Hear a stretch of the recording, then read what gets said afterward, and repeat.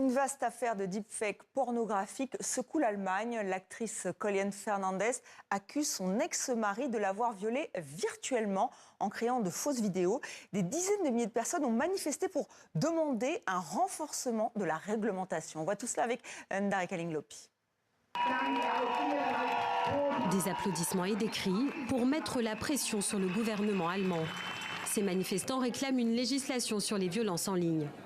Car depuis une semaine, le pays est secoué par une affaire de deepfake. De fausses images à caractère pornographique, mais un vrai visage, celui de Colleen Fernandez. L'animatrice de télévision accuse son ex-mari d'avoir diffusé pendant des années de faux contenus la mettant en scène. Son histoire rendue publique incite une partie de l'opinion à demander un renfort de la législation. Mon espoir est simplement que cette violence numérique soit prise au sérieux et que des mesures préventives puissent être prises pour que la pornographie truquée soit réellement reconnue comme infraction pénale et puisse ensuite faire l'objet de poursuites.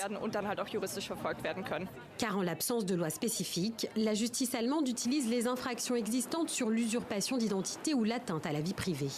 Une faille juridique dénoncée par Colleen Fernandez. En 2024, l'animatrice avait fait un documentaire sur le sujet sans savoir que son mari était l'auteur de ces photomontages. Du und du. Ihr seid alle fake.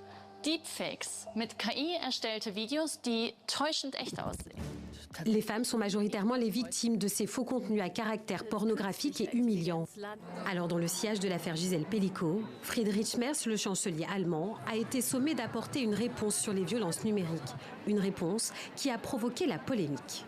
Il y a une explosion de la violence dans notre société, tant dans l'espace physique que numérique. Une part considérable de cette violence provient des communautés d'immigrés.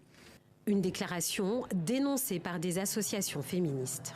De son côté, l'actrice et animatrice de 44 ans qui vit en Espagne a décidé de porter plainte dans le pays où une partie des faits se sont produits.